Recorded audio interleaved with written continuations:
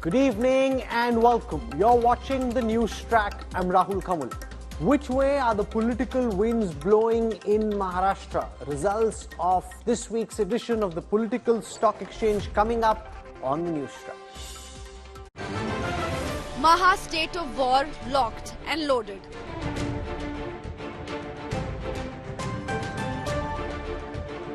Maratha warriors battle ready.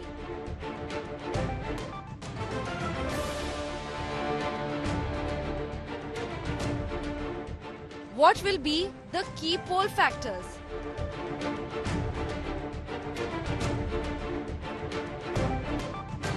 Will state schemes lure voters?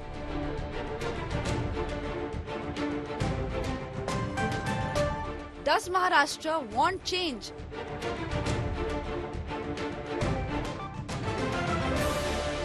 The Maha Mood Tracker. Political Stock Exchange.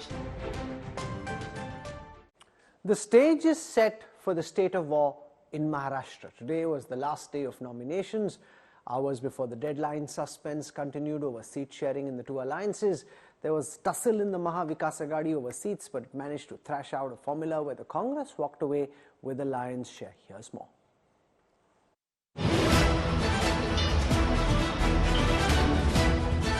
State of war Maharashtra is locked and loaded.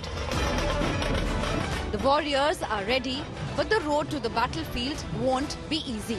Seat sharing issues have plagued both the alliances, the Maha Vikas Aghadi and the Mahayuti.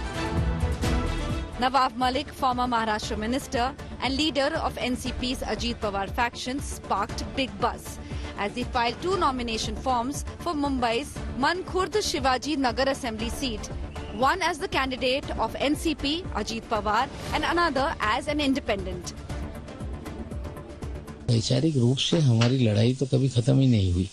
हम धर्मनिरपेक्ष समाजवादी लोकतांत्रिक व्यवस्था में विश्वास करने वाले लोग हैं और दादा ने भी कहा है कि पॉलिटिकल एडजस्टमेंट है। हम साहू फुले अम्बेडकर के विचारधारा के मानने वाले लोग हैं। अब लोगों का मुझे विरोध है, लोग मेरे खिलाफ कैंडिडेट खड़ा कर रहे हैं तो उनकी मर्जी है, लेकिन जनता के समर्थन से हम दोनों सीटें जीतेंगे। Nawab Malik currently represents Anushakti Nagar seat in Mumbai.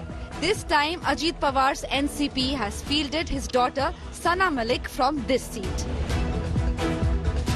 ये राजनीति है। राजनीति में कभी कोई शत्रु नहीं होता, विरोधक होते हैं। आज के टाइम पे वो विरोधक है और जो भी विरोधक उतरे, आपको पता है पैराशूट लैंड करके आए हैं। फहद के बारे में ज्यादा नहीं बोलूंगी, लेकिन अपने बारे में बोलूंगी। यहाँ की महिलाओं को पूछो, बच्चों को पूछो, सना मलिक कौन है। वो ये नहीं बोलेंगे कि वो नवाब मलिक की बेटी है, वो बोलेंगे कि वो हमारे घर में आती है, हमारे साथ चाय पीती है, हमारे साथ बैठती है, हमारी समस्याएं सुनती है। While most seats have been finalized in the Mahayuti, hectic parleys continue for final one seat of Malegaon. हम ये डबल इंजन की सरकार में 2 साल में इतना काम किया है। इस काम के बलबूते पर महाराष्ट्र की जनता फिर ये महायुति के पक्ष में वोट डालेगी और अब तक के सारे रिकॉर्ड तोड़ेगी, थम्पिंग मेजोरिटी मिलेगी। The Maha Vikas Aghadi has sealed its seat-sharing formula, with Congress getting the lion's share of 102 seats out of 288. लगभग सभी सीटों पर अपने अपने लोगों ने उम्मीदवार दिए हैं और हम 288 सीट पर महा विकास आघाड़ी चुनाव लड़ेगी। The Mahayuth will witness several key fights. It will be Pawar versus Pawar in Baramati once again. And in Worli, the two Maharashtra dynasties are battling it out in a prestige fight. The countdown has now begun to 20th November when Maharashtra decides. With Ritvik Balekar and Mustafa Sheikh in Mumbai, Bureau Report, India Today. What we'll try and do on the Political Stock Exchange for Maharashtra is to get a sense through the C-voter tracker data, the level of happiness or unhappiness that voters express when they rate the performance of the current government. I want to also welcome our guests joining us for this broadcast, starting with my colleague, our managing editor for Maharashtra, Sahil Joshi. With us also on this broadcast is Dr. Manisha Priyam. Sanjay Jha joins us, Rajat Sethi joins us, and we have Yashwant Deshmukh. So I'll take question number one. Are you angry with the state government led by the Shiv Sena BJP alliance, and do you want to change it? Now, the framing of this question is interesting because it asks voters and respondents to talk about anger. And anger will reflect a strong desire to change or not change. So let me take you through the responses to this question. And we look first at the pan Maharashtra figures, right? So when this question was asked across the state, 51% said they are angry and they want change. That's a very clear indicator, which came from 51% of the respondents in this sample. 41% said they are not angry and they don't want change, so a 10% gap there. This one becomes significant because 51% saying they are angry and they want change. It's not a specific question about voting intention, but if you're angry and you want change, it gives you a sense of how respondents in the sample looked at this question. What we'll do next is to break this question into the different regions of Maharashtra. Remember, Maharashtra is not one state. It's the combination of 6 different regions that make up the bigger picture for Maharashtra. And in this, let's now take you through how different regions view this question. So the level of anger is highest according to our poll in Western Maharashtra. Then came Northern Maharashtra. The level of anger high also in Marathwada. Then in Vidarbha. The level of anger lowest in Konkan relative to the other regions of Maharashtra. So this is on the question of anger. Then where are people relatively more agreeable to the way this government is going? Not angry, don't want change. 36% in Western Maharashtra, 40% in Northern Maharashtra, 43% in Vidarbha, and so on. So clearly the level of anger highest in Western Maharashtra, followed by Marathwada, and then Northern Maharashtra. That's the first data set that we have. I want to come to the next question on our screen now, and once again I'll take the pan Maharashtra figures and then we'll break this by region. How do you rate the development work done by this state government? Here, 53% say good, 23% are saying poor, 22% are saying average. This is the pan Maharashtra figure. So a bit of confusion there. They were angry, 51% they wanted change, but 53% are also saying that the development work done by the state government is good. Let's now break this question up into the different regions of Maharashtra. When the same question is asked to the different regions, so the level of happiness with the performance of the Maharashtra government seems to be highest in Vidarbha at 56%, followed by Marathwada at 54%, and then Konkan and North Maharashtra. The level of unhappiness with the state government, poor, not average but poor, highest in Marathwada, followed by Konkan, and followed by Western Maharashtra. Now, if I completely disassociated any of my own opinion from this data and just looked at the data itself, it would suggest that the voters in Maharashtra seem quite confused.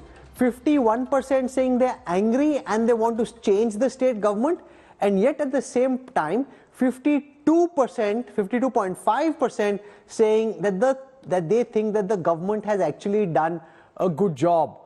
Manisha Prem, you're a political analyst, you do a lot of quantitative data work yourself. When you look at these contradictory impulses, people saying they're angry and they want to stay in the state government, but kaam acha kiya hai, 52.5. If you were to study this data and arrive at some conclusion, what would that conclusion be? That conclusion will be that this is inconclusive data about voter mood. They are clearly conflicted. Sometimes when you have an outer veneer, lots of things are being said against the government, then you want to be on that side also. But when you pin them down on actual performance, then they have to concede.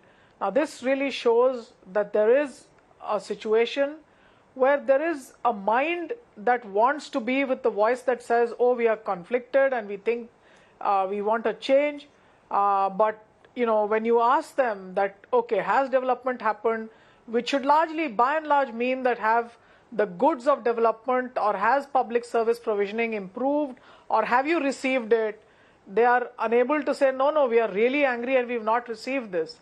So how strong is that data? I mean, that data is really telling you that on the performance itself, the basic premises of anti-incumbency do not seem to be that robust. So if the angers are there, they may be for reasons and grounds other than non-performance or welfare goods not reaching people. That's a very important point that Manisha Priya makes, that there may seem to be anger in the data, but that anger doesn't have to do with the work the state government has done. It could have to do with other factors. For example, there have been parties that have been split, alliances that have been built. The Maharashtra Lok Sabha results tended to suggest that voters weren't very happy with that. Rajat Sethi, you do some polling yourself. Does this alarm you that 51% of the respondents say they're angry and they want change? Now, if I were to look at that data, and if you were looking at the data from a BJP perspective, you say, oh boy, that's a very high level of anger there. See, I sort of agree and sort of disagree with the interpretation at times when you ask a leading question, and a leading question, enters into a realm wherein you will see respondents answering to you what you would want to hear. So, how the question is framed, and Yashwantji will be able to do a better job explaining how this question was asked to the respondents.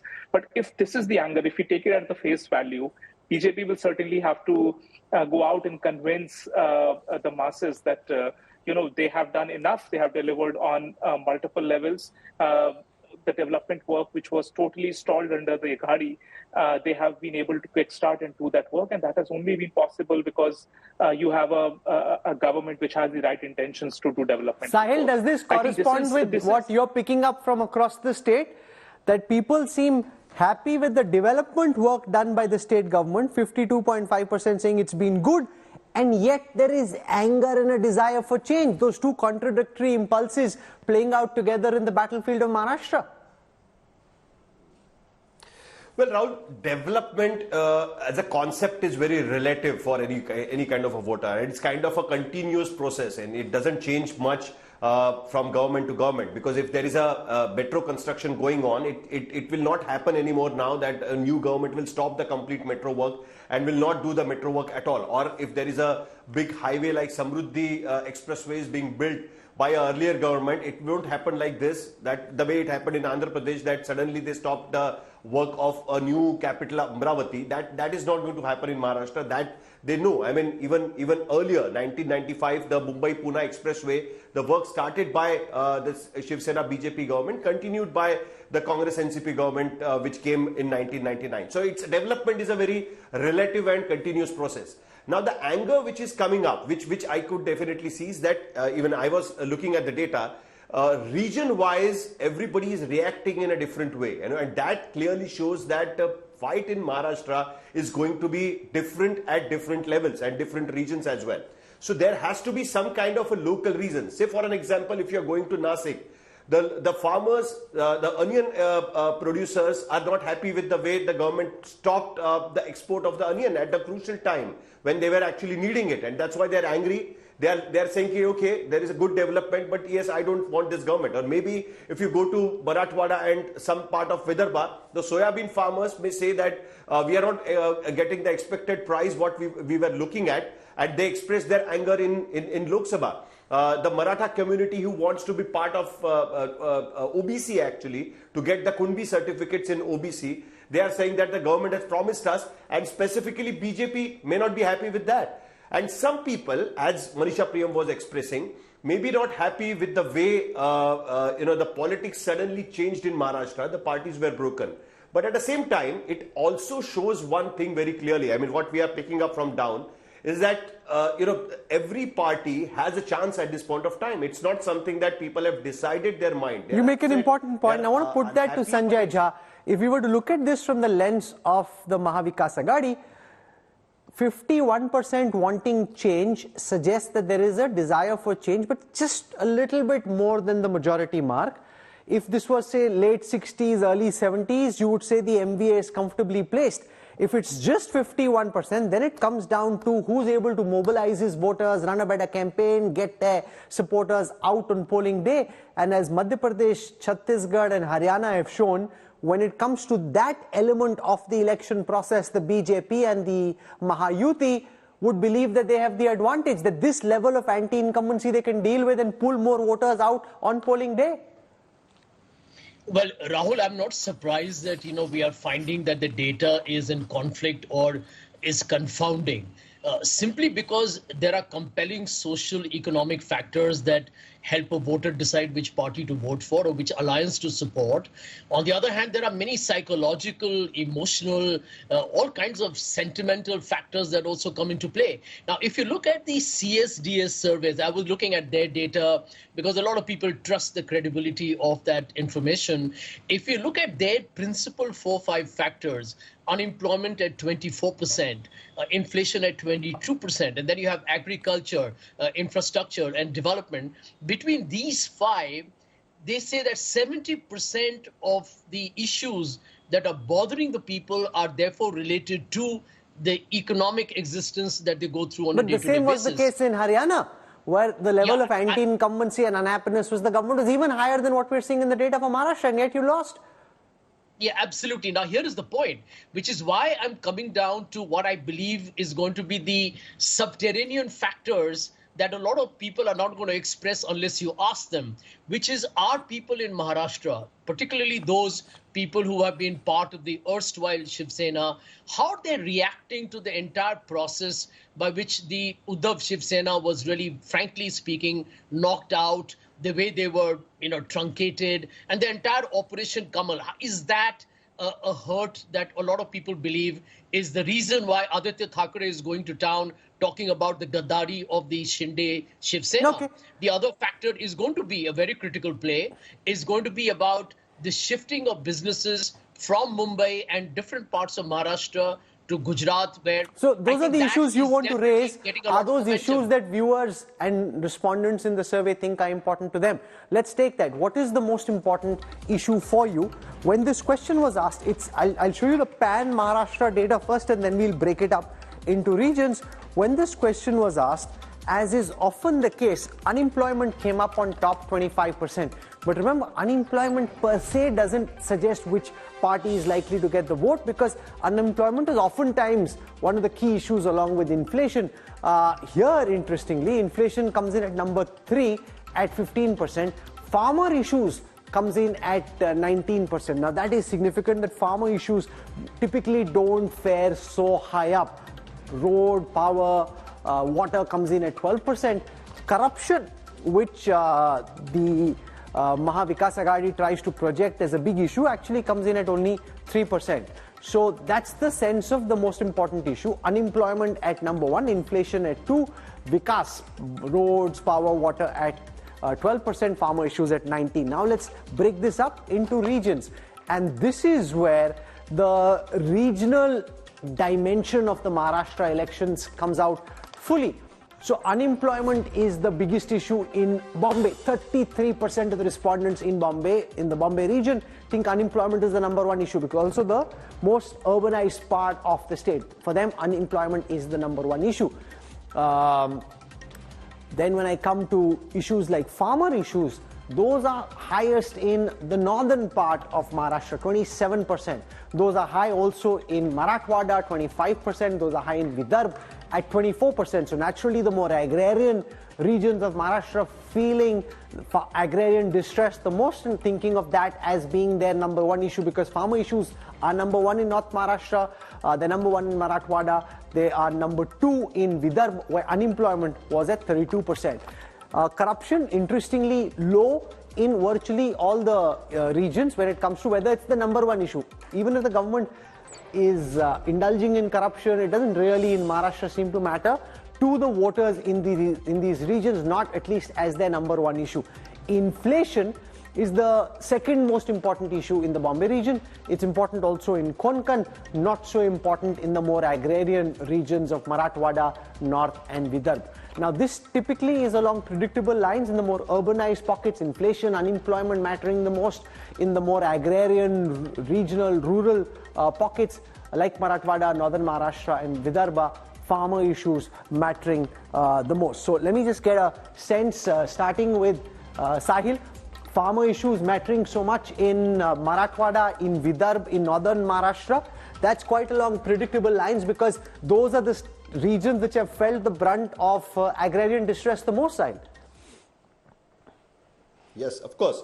And that is the reason why what we are seeing today is that the government has to announce schemes like Ladli Behna, which is catering to more of the rural masses. Of course, I mean, the urban, it is even hit in the urban sector as well. But that clearly shows that there is a rural distress, and because of the scheme, the 1,500 rupees going to a poor families, women, that is affecting the farmers more, because now they are not available to do a job in the farms, and that is what we are hearing from Marathwada or northern Maharashtra, even in some part of the Vidarbha region. Now, why there is an agrarian crisis is basically because, unlike Western Maharashtra, the farmers in Marathwada region are a very low land holding farmers, and that is the reason why they are upset about their financial condition, not getting any help from the subsequent governments, and that is the reason why this issue of reservation is on the rise. Most of the agitations are happening from the regions like Marathwada, and that is where what we are seeing the problem at this point of time. So obviously the rural distress is one of the main reason why the government is going for schemes like Ladli Behna or direct transfer schemes, the free cylinder schemes and all that stuff. Manisha Prem, how does the number one issue in Maharashtra correlate to your experience in field research in different parts of the country? Unemployment, corruption, unemployment, inflation are typically the 1 and 2 issues in most states. Here, farmer distress also seems to be one of the critical issues for voters. Yeah, I mean, undoubtedly, farmer distress has been a very, very important issue here. Remember, Maharashtra is a state of interesting contrasts. It's also the place where the country's and indeed now the world's most richest stay.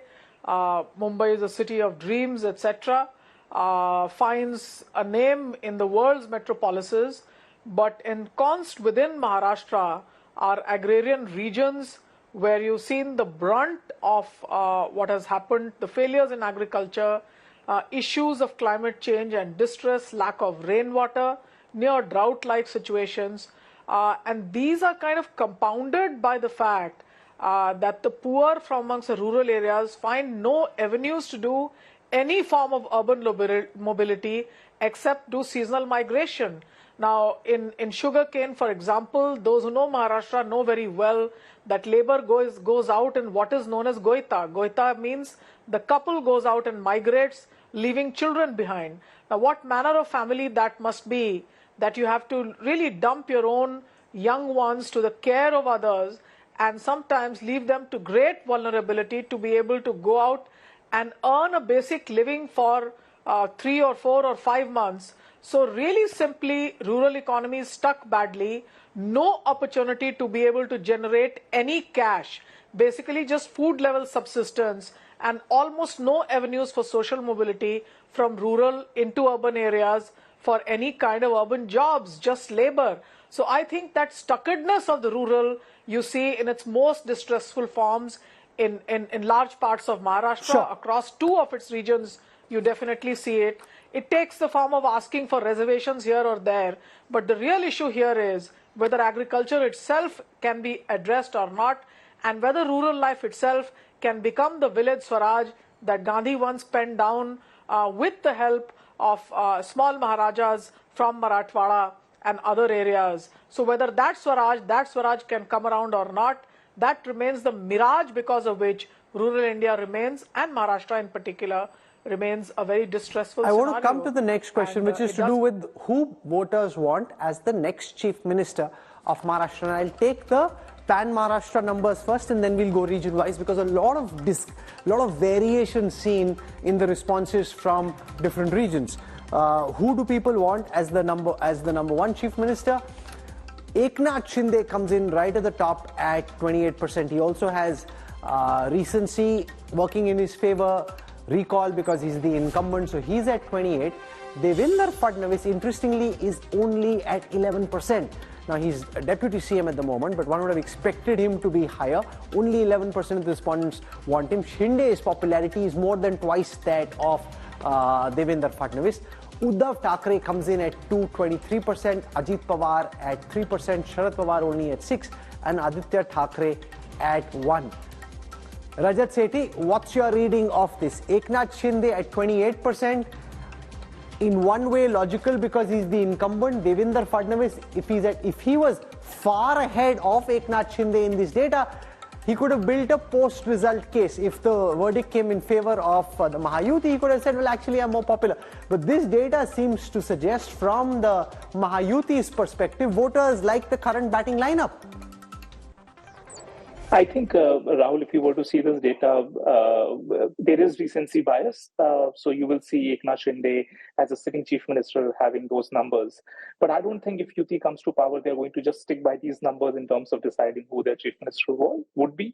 There'll be a lot of calculations, switching of possible loyalties and multiple such equations which might unfold post the elections. I think one more important data point that I see from this is that Uddhav Thackeray is clearly the tallest leader which is emerging from the Aghadi.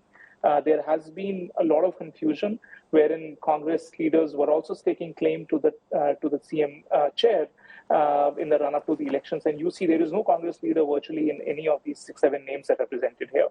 So it seems like even Aghadi, in spite of the fact that they do not have consensus around leadership, Uddhav Thackeray, again, maybe because he served as the chief minister, he seems to be leading the pack over there.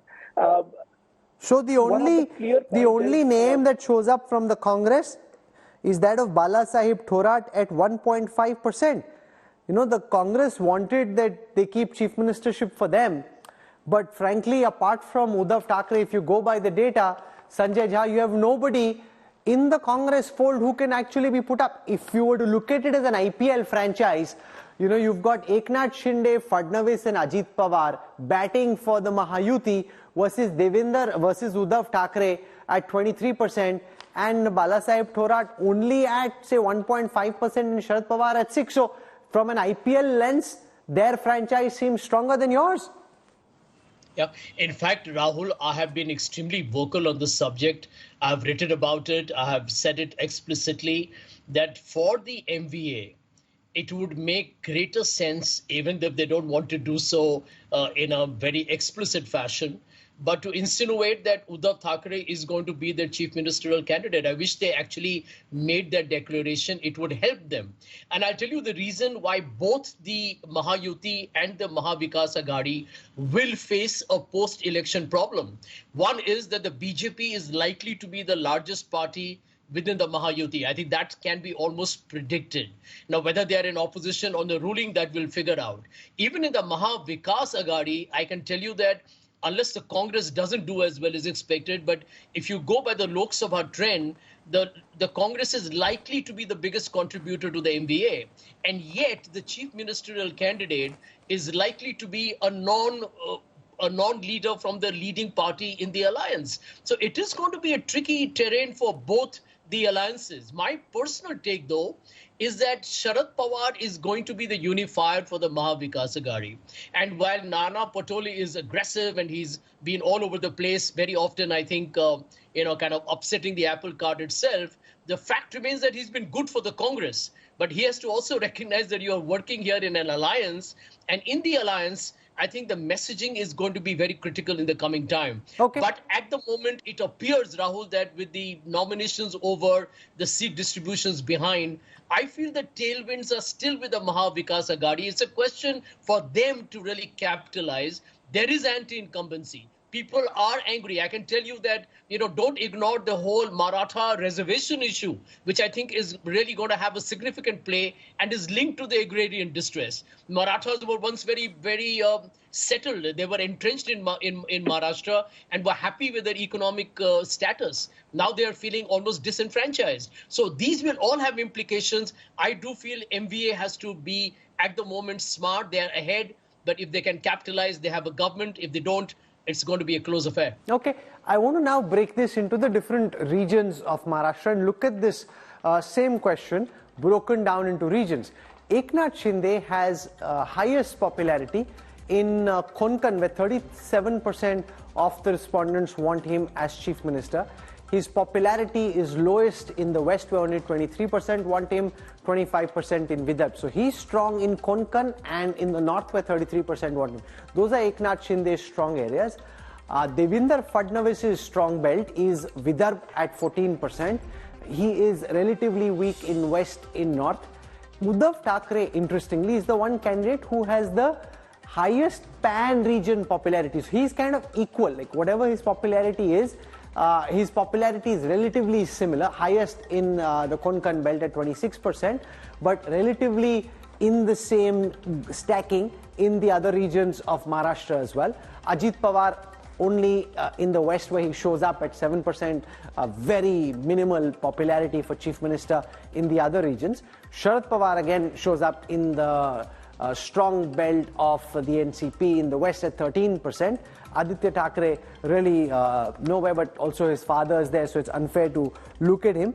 If I look at Bala Sahib Thorat is very low in his popularity in most regions. He has some popularity in the Bombay region, 2.6%, and some popularity in Western Maharashtra, 2.4%, but otherwise the base is very low. Yashwant Deshmukh is with us.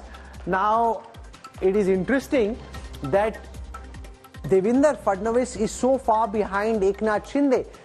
One would have thought that Devinder Fadnavis, given that he's been Chief Minister in the past, is the number one face of the largest party, he may have had higher pan-Maharashtra popularity. People are quite okay with the current batting 11 for the Mahayuti.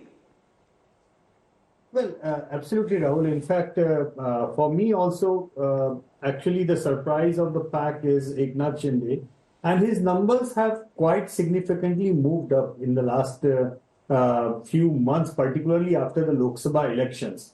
There could be multiple reasons. Number one, that there is absolute clarity of the NDA leadership that they are standing behind Eknath Shinde as the chief ministerial face. That could be one of the major reasons that even the BJP supporters named him, big chunk of them. Second chunk would be the relatively poor, in fact, very poor performance of the BJP in the Lok Sabha election, particularly in the Vidarbha region.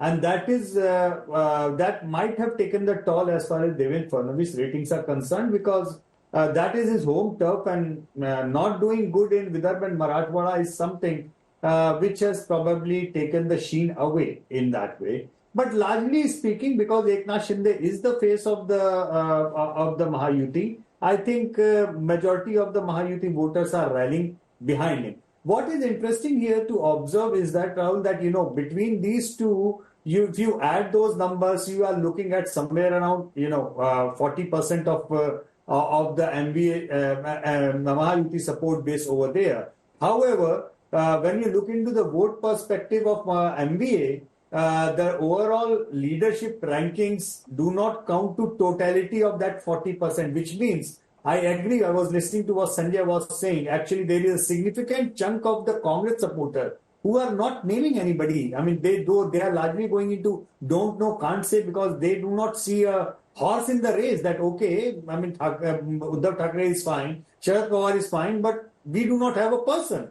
to in this particular race. So how do you explain these two contrarian impulses where when the question was asked, are you angry with the government, do you want change, 51.3% of the overall respondents want change. When the question is asked, do you like the development work done by this government in your area, 52% say they think it's good, not average, they think it's good.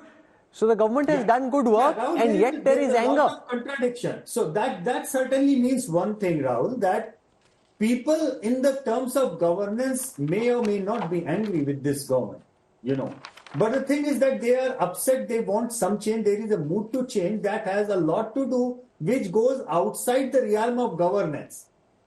You look into the things, people get criticized this, not because of that lack of government is done, not because leadership is not respected, not because of anything else, but probably because of the jor-tor and the nature, the way the government was formed, and most importantly, the Ajit Pawar, taking in the Ajit Pawar faction, which has not gone down well with the big number of cadre of the BJP particularly. So I think the problem of this government is not the governance or not the popularity of the chief minister. Problem of this government right now is is probably an image problem, or the way they got into power, or the kind of politics Sure. they have been playing. So there is unhappiness, the kind of people you're saying, but for reasons not to do with development and the work of the state government.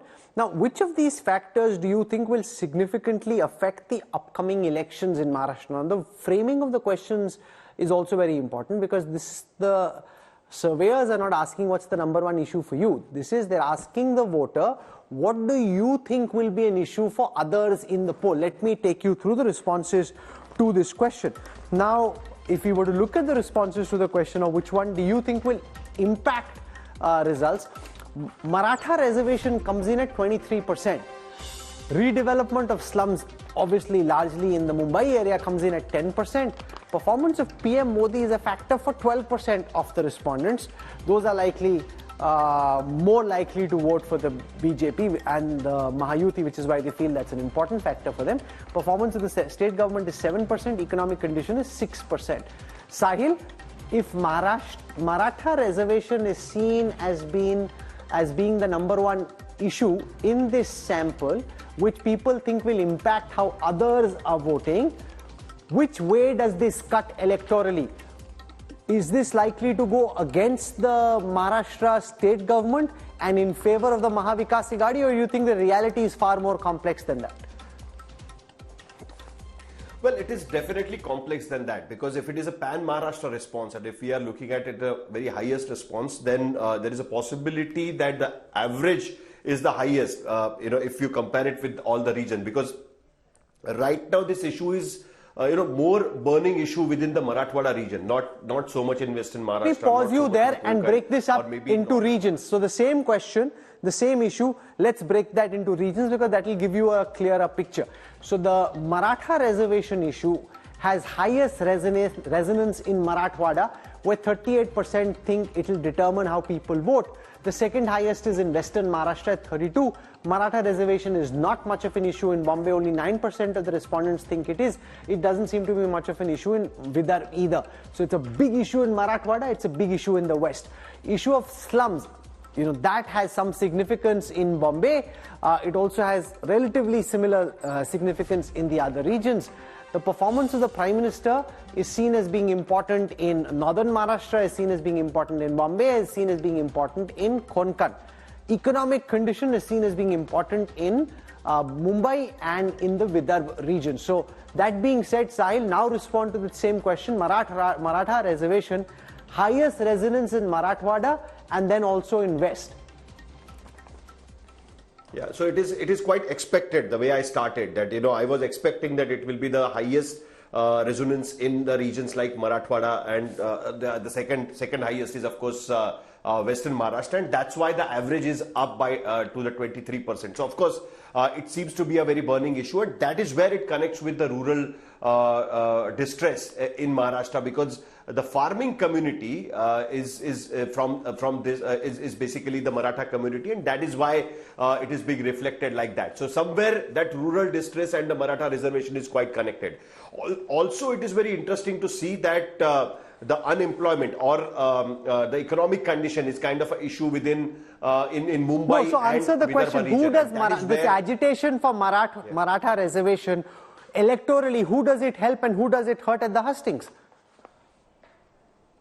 Well, though there is a rider, because in Lok Sabha elections it worked completely against the Mahayuti. It helped Mahavikas Aghadi in Marathwada and in Western Maharashtra as well. But now the champion of the Maratha reservation agitation, Manoj Zarange Patil, he has asked his people that he will be putting up the candidates in Marathwada, Western Maharashtra and other regions.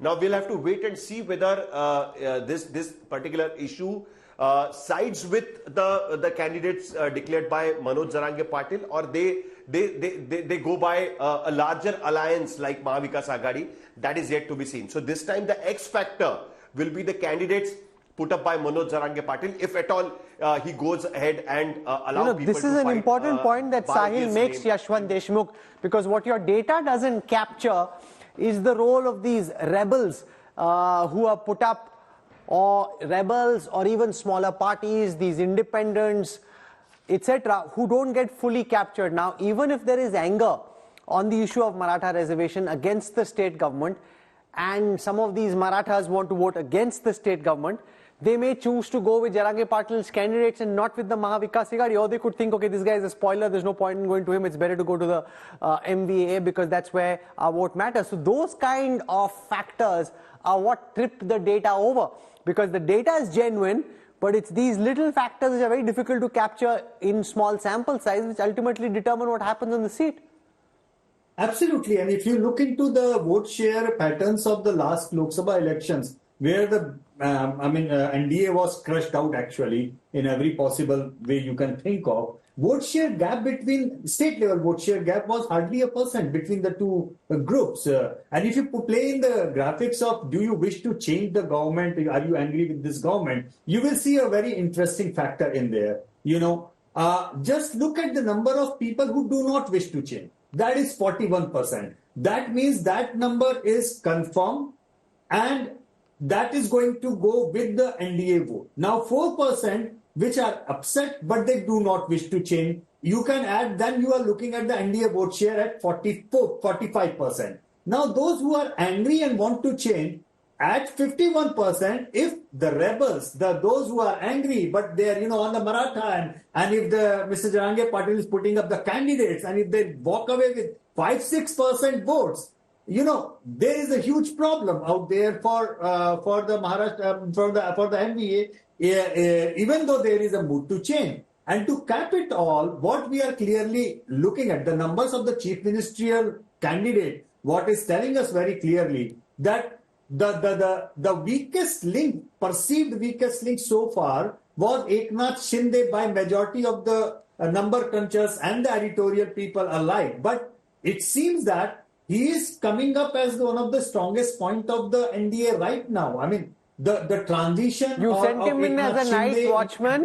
He's now become an opening batsman, and people quite seem to like the strokes that he's playing. So there's been a metamorphosis around Eknath Shinde. I want to, in the little time that I have left, look at the level of anti-incumbency against local MLAs. The question was, what is your opinion about the performance of the MLA in your region? Would you like to elect him again? Now here, I am happy and would like him to win once again, is the response of 51% of the respondents in this survey. Now that's quite high. Would like him to win again. 51% saying my MLA has done a good job. Shows how these local strongman MLAs in a state like Maharashtra, where there's a lot of money, even in rural areas, that matters. Now, not necessarily with all the poor people, but some people in those areas concentrate the wealth and they kind of seem to like their MLAs. 51%. Definitely want someone else to win. 30%. 3 out of 10. Would like someone else to win. 11%. I'm unhappy but would like him to win again. Only 2%. 51% Yashwant Deshmukh. How does this correspond with tracking data from other states? MLAs having 51% chance of winning. That seems quite high to me from the outside.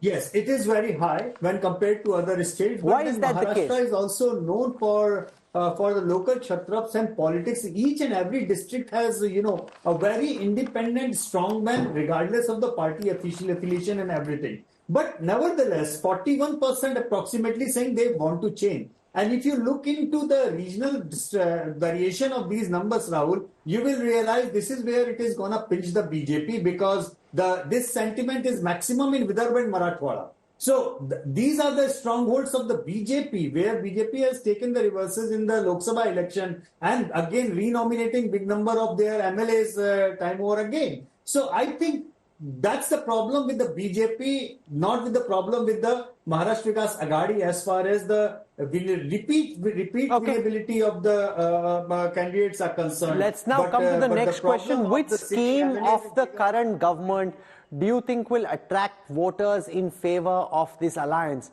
Now, this is a very important question because there's been so much talk of the Ladki Behan Yojana. Here, 45% think the Ladki Behan Yojana is the number one issue. Then the Maha Shetkari Yojana comes in at 10%, the other much lesser. Now this is crucial. Sahil, 45% think the Ladki Yojana is the number one scheme which they think will, so it's not just the beneficiaries, even amongst non-beneficiaries, they think this scheme is the game changer. Well, the kind of advertisement being done around the Ladki Bahin scheme is definitely going to make an impact, and that is what everybody is talking about ever since the Lok Sabha results have come, and in the subsequent budget in Maharashtra Assembly, the recent government announced the Ladki Bahin scheme with 1,500 rupees to a woman in poor families. So that's why everybody is definitely talking about it, and that is what is going to be the really interesting fact, whether Ladli Behna scheme or Ladki Bahin scheme is going to change the voter who had voted against the Mahayuti, or is it going to be the supporters who will strengthen and vote again to the Mahayuti, which we have to look at in this election. But normally what we have seen earlier, like in Madhya Pradesh, the scheme was in place for almost a year, and that's why it could yield a result to Shivraj Singh Chauhan, whereas in Maharashtra, it was implemented only after. Does that make a difference, Manisha Priyam? How many months you've been getting this bounty? In Maharashtra, it's been there just for a few months. Shivraj Singh Chauhan had it for longer. Or do you think once you get used to that money, once you taste the money, you're quite happy ki theek hai, we've tasted it once, baad mein bhi to aayega hi. What's the problem?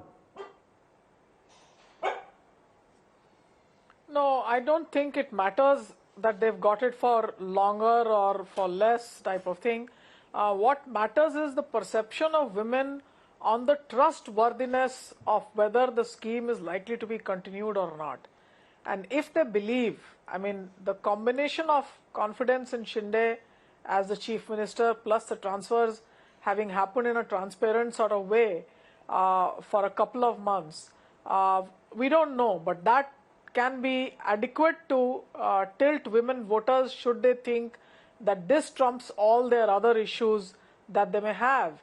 Now, in the case of Madhya Pradesh also, the last scheme of cash transfers happened very much at the last moment, and on the ground we saw that only 1 or 2 transfers had happened at the time that the state went to elections, but even then it was very important.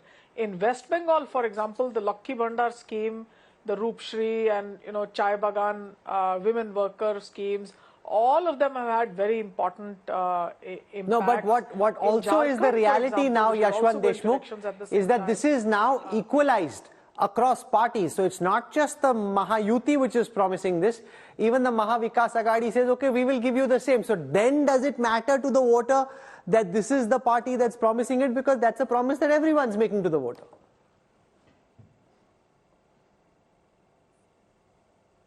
Well, the fact is that, Rahul, these kind of schemes can be rolled out but can never be taken back. Sure. That's the problem or good thing about these schemes. So people are very clear, if it is being rolled out, everybody has to continue with them. So these things do matter, but yeah, as you said, everybody's gonna play one-upmanship, but there would be a novelty factor for sure. There would be something which, like, who has started it. Anybody who has started it will be taking a bit of credit, at least in the round one. So everything is like, coming up as a great equalizer, great leveler. Okay. So I now want to come to the last question in this poll. Do you think the BJP will perform better if it snaps ties with Ajit Pawar's NCP? Now here, 49% of the respondents say yes, hatao isko. 36% say no, mat hatao. Now that is interesting because while this question is now too late, so it's just a rhetorical question, respondents think that Ajit Pawar's NCP is the weak link. But frankly now nothing can be done. It was Yashwant Deshmukh in the Lok Sabha elections, the lack of an equilibrium between the Ajit Pawar faction and the BJP, which kind of irked a lot of the NDA voters. A lot of NDA voters particularly seem to think that the NDA BJP would be better off without Ajit Pawar. Absolutely. A lot of people think that they are seen in the context. Ajit Pawar is not a political liability. Ajit Pawar is a political liability in the NDA camp. He is a political asset in MBA camp. I think there is a lot of chemical locha because of that. And this is a significant thing to understand. It might not be that easy to call it off in that way, but certainly it did not go down well with the cadre of the BJP largely. Okay, Sanjay Jha, you're a cricket fan yourself. If this is the commentary and if this is the state of play at the end of the day, what it would suggest to all parties as they head into the Diwali break is that you have a chance. This data is giving everybody a chance. Ki mehnat karo, jam ke karo, you all have an. So it's not as if the data is tending in any one direction, which basically means there are some indications which tell you the mood of the voter, but it basically means that this is game on in Maharashtra. Absolutely, and I'm going to respond to you with a cricket analogy. I think, you can't work in Indian elections by taking one approach and saying that cookie-cutter method is going to work all the time. India against New Zealand, for example, Rahul, you and I follow cricket closely, tried the baseball approach. It didn't quite work. And you have had New Zealand thumping us on a home turf. So I think for whichever MVA or the Mahayuti, I think Yashwant is absolutely right. The game is up in the air. However, the MVA seems to be having more tailwinds in its favor. The question is, can it consolidate on that opportunity? If 51% people saying they want to change, that possibly tells you the mood across the state. But then, as you rightly said at the beginning, Maharashtra is several regions within a state. And therefore, that dynamic is going to play out. On the Maratha vote, please remember, 33% of the voters in Maharashtra are basically Marathas. And they're not just in Marathwada, they're spread across the state. So the impact in 150 or 160 constituencies where they play a meaningful impact on the votes is going to be significant. Okay, I leave it over there. We've had a high-level conversation. I think the data shape the discussion. I'm thankful to Yashwant and his team for that. This is where we wrap up the political stock exchange for Maharashtra. The nominations are over. This is now, a very truncated campaign. It's also a campaign which has lots of holidays. There's Deepavali, then there is Chhath Puja, and then there is just the power play, just a few days, and we've seen in the past few elections, the last few days are crucial because they have played an important role in turning the direction of the election. So this is no longer Test cricket style politics. This is T20 style politics.